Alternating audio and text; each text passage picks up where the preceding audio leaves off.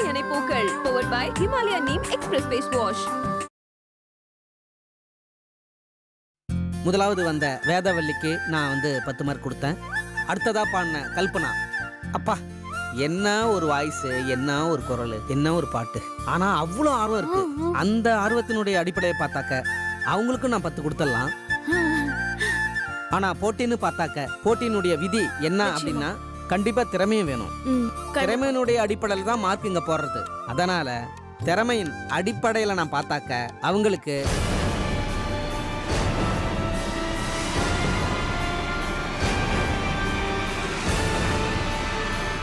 8. அப்ப சரி. ஐயோ 5. நம்ம கல்பனாவுக்கு நான் கொடுக்க போற மார்க்கு 4.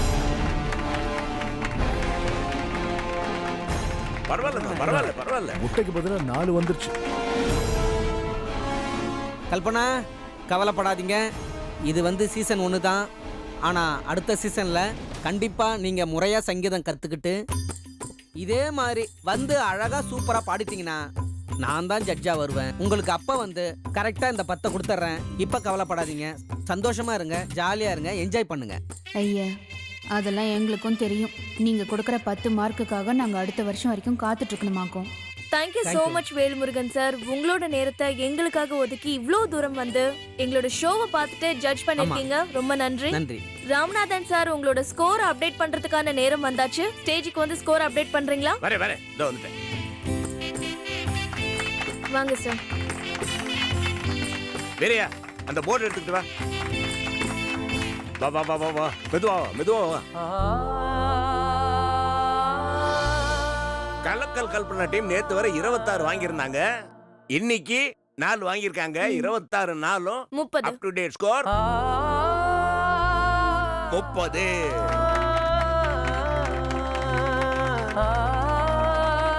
வேதாஜி வாரியர்ஸ் டீம் நேத்து வரைக்கும் 24 வாங்கியிருந்தாங்க.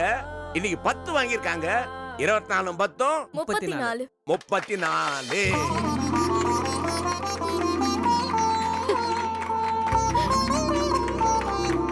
போட்டினால ஒரு முக்கியமான திருப்பம் ஏற்பட்டிருக்குனே சொல்லலாம். ஏன்னா நேத்து வரைக்கும் பாத்தீங்கன்னா கல்பனா டீம் முன்னணியில இருந்தாங்க. இப்ப வேதவல்லி அண்ட் டீம் தான் முன்னணியில இருக்காங்க. அதாவது 4 மார்க் அதிகமா பீட் பண்ணிருக்கீங்க. So congrats Vedavalli and team. Thank you. Sir ஃபைனலா எங்களோட ஷோவை எண்ட் பண்றதுக்காக ஒரு பாட்டு பாடுறீங்களா ப்ளீஸ்? கண்டிப்பா. ஆமா sir please. Thank you sir. பாடுங்க.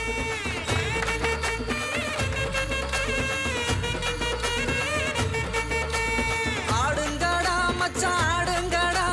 அழகான பொண்ண பார்த்து தேடுங்கடா. பாடுங்கடா மச்சான் பாடுங்கடா, பாவாட பின்னாலதான் ஓடுங்கடா. குத்த வச்ச பொண்ணு எல்லாம் அத்த பொண்ணுதான், மத்த பொண்ணு எல்லாம் எங்க மாமன் பொண்ணுதான். கை தட்டி கூப்பிடுத 2 கண்ணுதான். ஏண்டான்னு கேட்க வேண்டான்னு சொல்ல யாருமே இல்ல எங்களத்தான். எப்போதும் எங்க பாடு மங்களந்தா, எப்போதும் எங்க பாடு மங்களந்தா.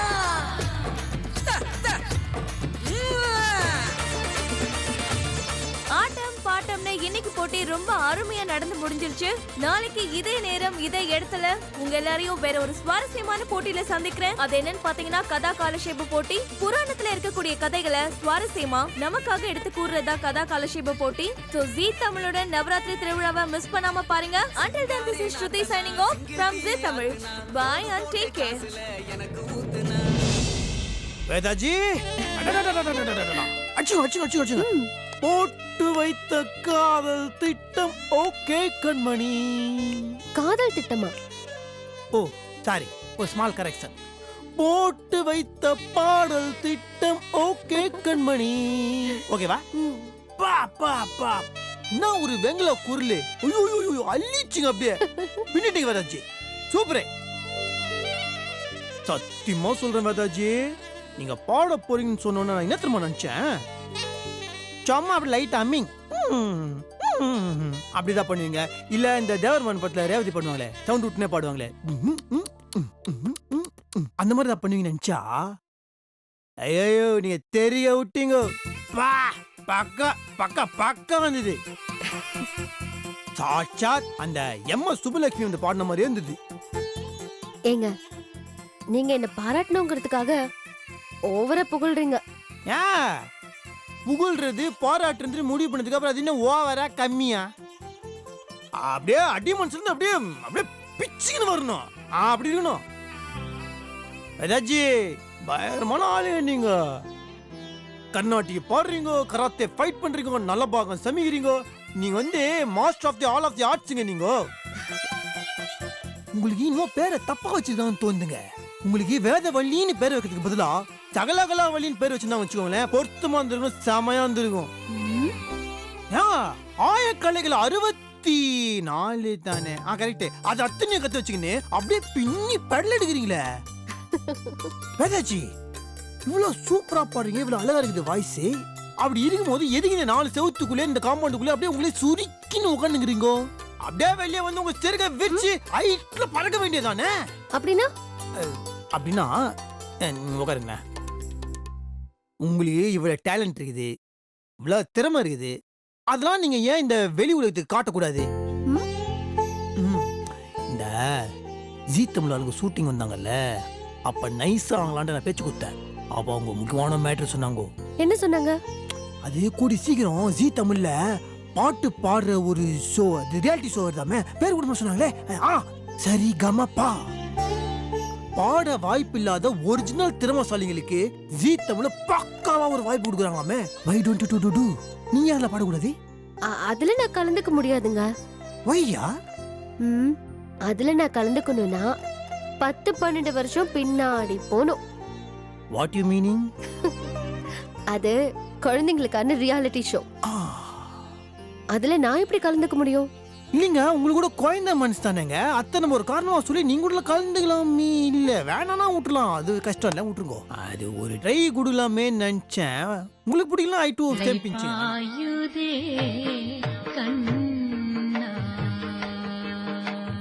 அலை பாயுதே கண்ணா என் மனமே அலை பாயுதே. ஹலோ சொல்லு மச்சி. இல்ல மச்சி, இல்ல இல்ல என்னால மீட்டிங்லாம் வர முடியாது. ஹே யூ, பிசினஸ் மீட்டிங்லாம் இனிமேல் என்னால வர முடியாதுடா. ஆலாம் ஒன்றும் வேணாம், அந்த நீங்களே பார்த்துக்கோங்க. Hey by the by, I'm very பிஸிடா. ஃபோனை வை வச்சு, ஃபோனை வை. என்னங்க இது? ஃபோனு அது இல்லைங்க, ஃபோனோட ரிங் டோனை பத்தி கேட்டேன். அது நீங்க பாடின பாட்டு தான், சாட்சாத் யுவர் வாய்ஸ் தான். நீங்க மெய் மறந்து பாடினீங்களா? அப்போ உங்களுக்கு தெரியாமலே போன்ல வாய்ஸ் ரெக்கார்ட் ஆன் பண்ணி என் கையிலே வச்சு ஃபுல்லா ரெக்கார்ட் பண்ணிட்டேன். That is my ringtone. இப்ப மட்டும் இல்லைங்க, எப்பவுமே லைஃப் லாங் பூரா உங்க பாட்டு தான் என்னோட ரிங் டோன். ஏங்க உங்க இசை என்றும் வெள்ளத்துல அப்படியே தொபகட்டின்னு ஊந்து முழுகி போயிட்டேனேங்க. இன்னும் பக்காவா சொல்லணும்னா நான் உங்களோட பயங்கரமான ஃபேன் ஆயிட்டேன். அதாவது ரசிகன். உங்களோட இனிய குரலுக்கும் இசை திறமைக்கும் அடிமைங்க, அடிமையாயிட்டேன். அந்த அளவுக்கு நீங்க என்ன இம்ப்ரெஸ் பண்ணி கம்ப்ரெஸ் பண்ணிட்டீங்கன்னா பாத்துக்கோங்களேன். பெதாஜி, நான் ஒரு முக்கியமான மேட்டர் சொல்லுவேன், அதை நீங்க தப்பாத்துக்க கூடாது. நீங்க பண்றது வந்து ரொம்ப ரொம்ப தப்பு, அது வந்து சரி கிடையாது. அவள் தான் அதான் சொல்லுவேன். நான் என்ன பண்ணேன்? நான் என்ன பண்ணேன்னா இந்த பாருங்க, அப்புறம் ஏடா கூடமா தான் ஆயிடுச்சுன்னு வச்சுக்கோங்களேன். அப்புறம் அது நான் பொறுப்பாக மாட்டேன், எல்லாம் பொறுப்பு நீங்க தான். புரியல, நீங்க எதை சொல்றீங்க? ஹை, இந்த பொண்ணுங்கள பயங்கர உஷாருங்க. நான் மேட்ரு தெரிஞ்சு தெரியாத மாதிரி அப்படியே ஓவரா ஆக்ட் விடுவீங்களே. நேற்றுக்கு இந்த சீனு சரிங்க, நம்பிட்டேன். நாங்க என் வேலையை நான் பார்க்கணும், உங்க வேலையை நீங்க பார்க்கணும், ஒருத்தர் ஒருத்தருக்கு கண்டுக்க கூடாது அப்படின்னு நம்ம 2 பேரும் ஒரு மேட்டர் சொன்னோம்ல. சொன்னமா சொல்லலையா? அத நீங்க என்ன மீற வைக்கிறீங்க. நாங்க நீங்க வர என்ன ஒரு மாதிரி ரொம்ப ஒரு இம்ப்ரெஸ் பண்றீங்க. எப்ப பார்த்தாலும் உங்களை பத்தியே நினைக்க வைக்கிறீங்க. ஒரு மாதிரி எனக்கு ஒரு இது ஃபீல் பண்ண வைக்கிறீங்க. அது வேண்டாம், அது ரொம்ப பேடு, அது நல்லது இல்லை. ஸோ ப்ளீஸ் அதை எப்படியாவது அதான் நமக்கு சேஃப்டி. அவர் என்னைக்காவது ஒரு நாள் நான் உங்களாண்ட வந்து, வெதஜி நீங்க ரொம்ப அழகா இருக்கீங்கன்னு நினைக்கல, நான் உங்களை விரும்புவேன்னு நினைக்கல, ஆனா அப்படிலாம் நடந்துருவேன்னு பயமா இருக்கு, கேர்ஃபுல்லா இருக்க அப்படின்னு நான் உங்ககிட்ட சொல்ற ஒரு நிலைமை வந்துச்சுன்னா அது சத்தியமா நான் காரணமாவே இருக்க மாட்டேன். முழுக முழுக முழுக நீங்க மட்டும்தான் காரணமா இருப்பீங்க சொல்லிட்டேன். அதனால நீங்க இனிமேல் இந்த மாதிரிலாம் பண்ணி என்ன இம்ப்ரெஸ் பண்ண ட்ரை பண்ணாதீங்க ப்ளீஸ். வேணாம், ஆல்ரெடி நம்ம வெரி வெரி ரொம்ப ஜாஸ்தி இம்ப்ரெஸ் ஆயிடுச்சு, போதும், ரொம்ப ஜாஸ்தி போதும். கொஞ்சம் கேர்ஃபுல்லா இருக்கணும் ரெண்டு பேரும், ஓகேவா? அதுக்கப்புறம் நான் ஓவரா பொங்கி உங்களாண்ட வந்து நின்று ஏதாவது சொல்லி தொலைச்சேன்னு வச்சுக்கோங்களேன், எப்பறம் நீ அக்ரிமெண்ட்டை மீறினு என் கூட சண்டை போடக்கூடாது. அதுக்கப்புறம் நான் சும்மா இருக்க மாட்டேன், புரிஞ்சுதா? நான் சரண்டர் ஆயிடுறேங்க. I am very very sorry, என்னால முடியல. என்னை தயவு செய்து மேல் இம்ப்ரெஸ் பண்ணாதீங்க வேதாஜி. I am very very sorry, நான் ரொம்ப பாவங்க. இம்ப்ரெஸ் ஆன வரைக்கும் போதும், அதுக்கப்புறம் பின் விளைவுக்கு கம்பெனி பொறுப்பேற்காது சொல்லிட்டேன். இதுக்கு மேலேயும் நீங்க உங்களை மீறி என்னை இம்ப்ரெஸ் பண்ணீங்கன்னு வச்சுக்கோங்களேன். என்ன பண்ணுவீங்க?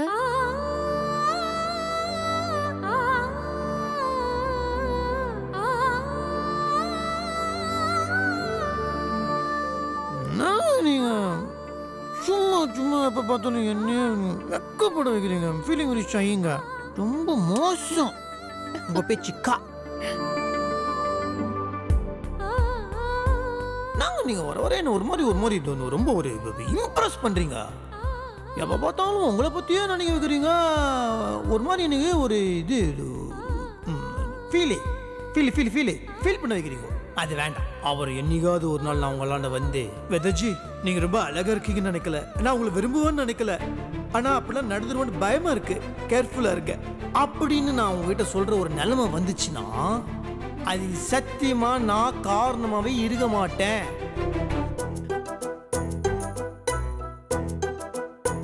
எங்களுக்கு பாட தெரியாது, இந்த போட்டியில நாங்க கலந்துக்கலன்னு சொல்லி டீசென்ட்டா இதுல இருந்து விலகிக்கலாம்னு அன்னைக்கே சொன்னேன். கேட்டியா நீ? என் பேச்ச கேட்காம பாடியே தீருவேன்னு சொல்லி பாடின. இப்ப என்னாச்சுன்னு பாத்தியா? இந்த அசிங்கம்லாம் நமக்கு தேவையா சொல்லு? தாளமும் தெரியல, ராகமும் தெரியல, அப்புறம் எந்த தைரியத்துல நீ அங்க போய் பாடுன? ஏண்டி, நீ ஹை பிட்ச்ல பாடும்போது உன் தொண்டை கிழியும்னு தெரியும்ல, அப்போவாது பாட்டை நிப்பாட்டு தொலைச்சிருக்கலாம்ல. நீ பாடுனதை கேட்டு முன்னாடி உட்கார்ந்துட்டு இருந்தவங்கள வாயை மூடி சிரிச்சிட்டு இருக்காங்க, அப்போவாது நீ ஸ்டாப் பண்ணிருக்கலாம்ல. அது கூட தெரியாம காட்டு கத்து கத்திக்கிட்டு இருக்க. உண்மையை சொல்லணும்னா நீ இன்னைக்கு பாடல, பாடுறேங்கிற பேர்ல கண்ணை மூடிக்கிட்டு கத்திக்கிட்டு இருந்த. உனக்கு பாட்டு வரல, இந்த போட்டியில கலந்துக்க வேண்டாம்னு நான் ஸ்ட்ராங்கா சொல்லிருக்கணும். இப்ப எனக்கு தான் தேவையில்லாத அசிங்கம்.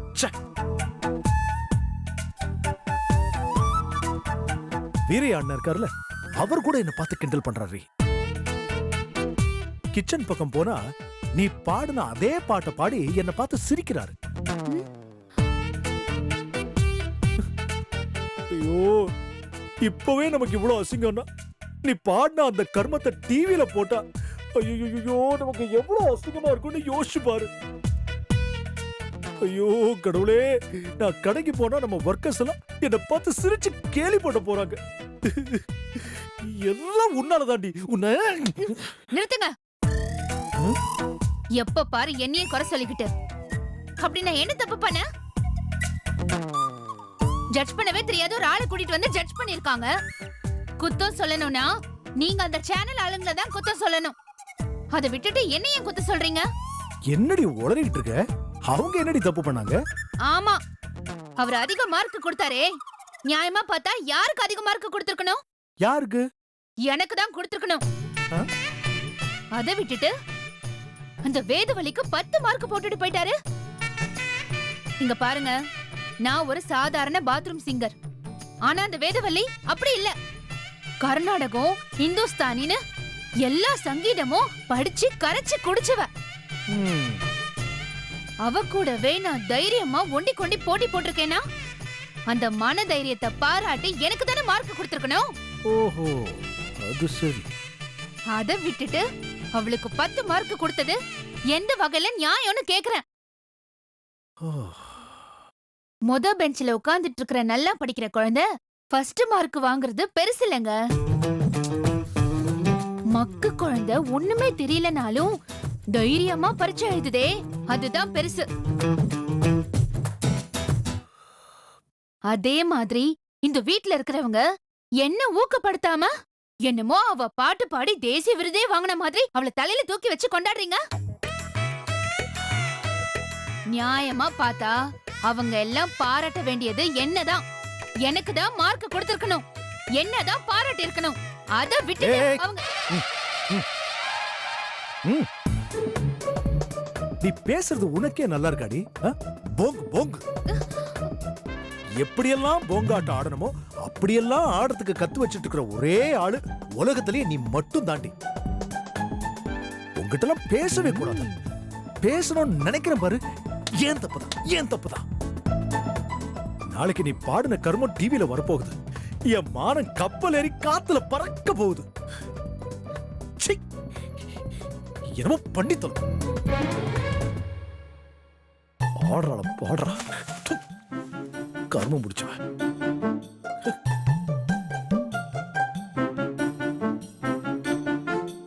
ஹலோ ஹலோ, உங்களதான். கல்பனா, நான் டென்ஷன்ல இருக்கேன். நான் தூங்க போறேன், என்ன விட்டுரு. என்னது, தூங்க போறீங்களா? எந்திரிங்க. என்ன எந்திரிங்கன்னு சொன்னேன்ல, எந்திரிங்க எந்திரிங்க. எந்திரிக்கிறமா, என்ன என்னடி? நாளைக்கு யாருக்கு போட்டின்னு தெரியும்ல? யாருக்கு? யாருக்கா? உங்களுக்கு தான் போட்டியே. ஓ, நான் உட்கார்ந்து வேடிக்கை பாக்குறதோட சரி. அது என்னவோ சொன்னாங்களே, கதா கா கதா கா கா. கதா காலட்சேபம். அதான் அதான் அதேதான். நாளைக்கு போட்டியில நீங்க தான் மெயின் பெர்ஃபார்மர். எனக்கு எந்த வேலையும் இல்ல, தெரியும்ல. ஏற்கனவே நம்ம டீம் 4 மார்க் கம்மியா இருக்கு. நாளைக்கு நடக்க போற போட்டியில நீங்க ஒழுங்கா பெர்ஃபார்ம் பண்ணி உங்க தம்பிய விட அதிக மார்க் வாங்கி ஜெயிக்கல, அப்புறம் நான் என்ன பண்ணுவேன்னு எனக்கே தெரியாது சொல்லிட்டேன். இன்னைக்கு உங்களுக்கு தூக்கம்லாம் கிடையாது, வந்து பிராக்டிஸ் பண்ணுங்க. பிராக்டிஸா? இப்பவா? இப்போ இல்லாம வேற எப்போ? வந்து பிராக்டிஸ் பண்ணுங்க, வாங்க. கல்பனா, மார்னிங் 5 மணிக்கு எந்திரிச்சு பிராக்டிஸ் பண்றேனே, ப்ளீஸ். முடியவே முடியாது.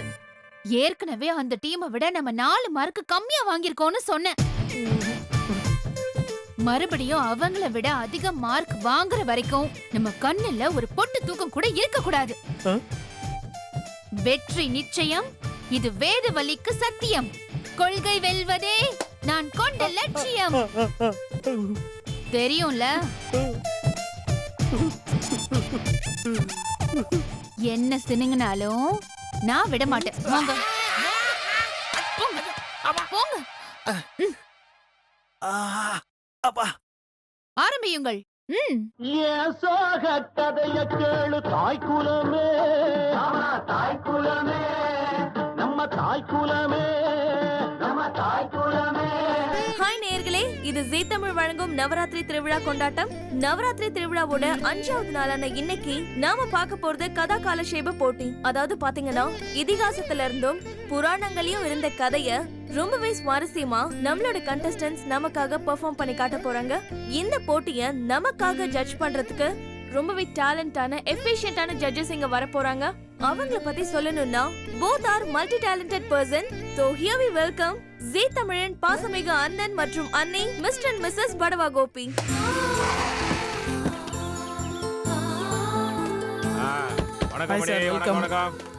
Welcome welcome sir. பரவாயில்லப்பா. வணக்கம் மேடம். நீங்க வராம எப்படி சார்? அப்படியா? ஆமா சார்.